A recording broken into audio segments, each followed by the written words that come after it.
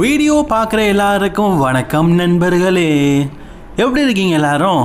நாள் ரொம்ப நெருங்கிடுச்சு. நிறைய அப்டேட் செய்தி தினம் வந்துக்கிட்டே இருக்குது. இன்றைக்கி கூட ப்ராக் லெஸ்னரை பற்றி குறிப்பாக ட்ரிபிள் ஹைட்ஸ் வந்து ஒரு பெரிய விஷயத்த சொல்லியிருக்கிறாரு. இதை தவிர்த்து பார்த்தீங்கன்னா பிரான் ஸ்டோமனுக்கு இன்ஜுரி ஆயிடுச்சுல்ல, அவர் ஹாஸ்பிட்டல் அட்மிஷனாக இருந்தார், எனக்கெல்லாம் ப்ரேயர் பண்ணுங்கன்னு சொன்னார். நான் அதை பற்றி அப்டேட் சொல்லலை. அதை பற்றின விஷயத்தெல்லாம் நம்ம வீடியோவை பார்க்க போகிறோம். மறக்காம சேனலுக்கு ஃபஸ்ட் டைம் வந்துருக்கோங்க, சப்ஸ்கிரைப் பண்ணிக்கோங்க. பெல் ஐகானை கிளிக் பண்ண மூலியமாக தினமும் போகிற ரெஸ்லிங் செய்திகளை தாய்மொழி தமிழில் தெரிந்து கொள்ளுங்கள். முதல் செய்தி யாரை பற்றி பார்க்க போகிறோம் தெரியுமா? உங்களுக்கு எனக்கு எல்லாத்துக்குமே பிடிச்ச ப்ராக் லெஸ்னரை பற்றி தான் நம்ம பார்க்க போகிறோம். ப்ராக் லெஸ்னர் ராயல் ரம்பிள் இருப்பார் அப்படிங்கிறது எல்லாருக்குமே தெரியும். ஏன்னா அவங்க பெரிய போஸ்டராகவே பார்த்தீங்கன்னா ப்ராக் லெஸ்னர் அட்வர்டைஸ் பண்ணியிருக்கிறாங்க. அப்போ ப்ராக் லெஸ்னர் வரலாப்பா அப்படின்னு எல்லாருமே கேட்குறது கரெக்டான கேள்வி தான். ஆனால் WWE வந்து அட்வர்டைஸ் பண்ணாங்களா, அதாவது அஃபிஷியலி வராருன்னு இல்லை. நேற்றுக்கு இந்த பேட் மக்கஃபி அப்படிங்கிறவர் உங்களுக்கு தெரியும்ல, அவர் ஒரு யூடியூப் சேனல் வச்சுருக்கிறாரு.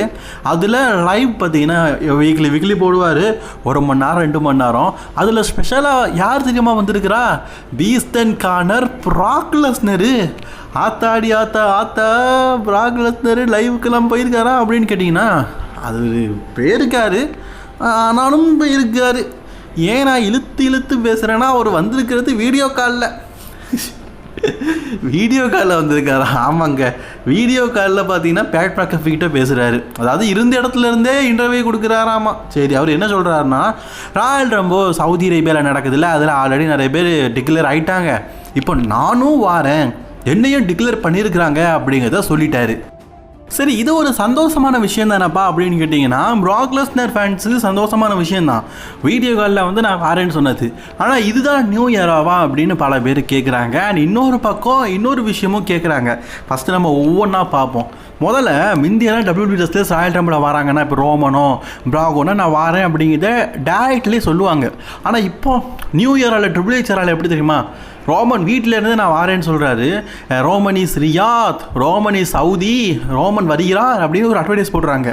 அவர் வந்து ஒரு அப்பியரன்ஸ் கொடுத்த ஃபேன்ஸும் சந்தோஷப்படுவாங்க இல்லை. முந்தி ப்ராக்லாம் பார்த்தீங்கன்னா டேரக்ட்லி வந்து ஒரு ஒருத்தர் அட்டாக் பண்ணிவிட்டு நான் ராயல் ரம்பிள் இருக்கிறேன் அப்படின்னு சொல்லுவார். கரெக்டு தானே? இப்போது வீடியோ காலில் வந்து சொல்கிறாரு, இதுதான் நியூ இயராவா? சொல்கிறதுக்கு எதுவுமே இல்லை. சரி, இப்போ ப்ராக் லெஸ்னர் வர்றது சந்தோஷம்தான்.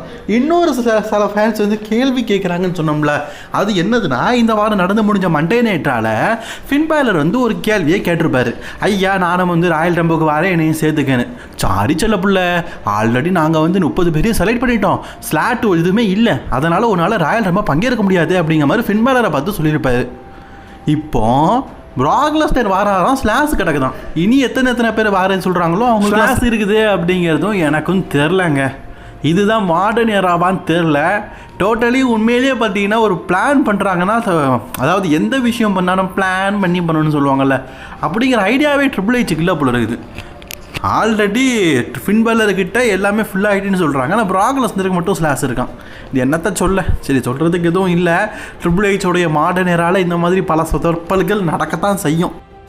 அப்புறம் ஒரு விஷயம், சாரி காய்ஸ், இந்த அப்டேட்டை நான் சொல்லாமல் இருந்துட்டேன். நம்ம பிரான் ஸ்டோமனுக்கு ஆல்ரெடி பார்த்தீங்கன்னா நெக் சர்ஜரிலாம் நடந்தது. WWE விட்டு போகிறதுக்கு காரணம் என்ன, அவர் மெடிக்கலி பார்த்தீங்கன்னா unfit for the wrestling. Correct தானே?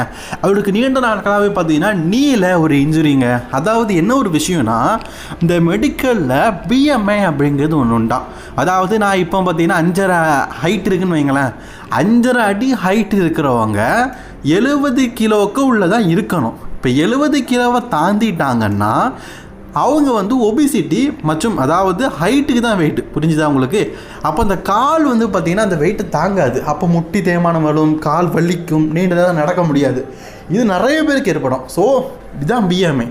அந்த BMIயில் பிரான் ஸ்டோமன் பார்த்தீங்கன்னா ஹைட்டு தான், ஆனால் அவரை விட வெயிட் அதிகமாக இருக்கிறதுனால அவருக்கு சர்ஜரி பண்ணணும் அப்படிங்கிற மாதிரி சொல்லியிருந்தாங்க. அதாவது வெயிட் அதிகமாக இருந்ததுனால நீ நாளாக அந்த வெயிட்டை தாங்காமல் முட்டு வலி ஏற்பட்டுருக்குது. இப்போ அது ரொம்பவே செவந்து போய் ஒரு ஹீமோஃபிலியா பேஷண்ட் மாதிரி ஆயிடுச்சு. எனிவோன் ஹீமோஃபிலியா பேஷண்ட் இந்த வீடியோ பார்க்குறீங்க, சரி அதை விட்டு சொல்லுங்கள். அந்த மாதிரி ஒரு வலி ஏற்பட்டதுனால இப்போ அங்கே பார்த்தீங்கன்னா மூட்டு மாற்று அறுவை சிகிச்சை பண்ணணும் அப்படின்னு சொல்லியிருக்கிறாங்க. இப்போ என்னன்னா அதை டோட்டலி பார்த்தீங்கன்னா சேஞ்ச் பண்ணிவிட்டு அந்த இடத்துல மூட்டு மாற்று அறுவை சிகிச்சைன்னு சொல்லியிருக்கிறாங்க. அப்படிங்கும்போது அந்த இடத்துல ஏதாவது இன்ஜுரி ஆனதை அது எதாவது பண்ண போகிறாங்களா, இல்லாட்டா வேறு எதாவது மாற்ற போகிறாங்களா அப்படின்னு தெரில.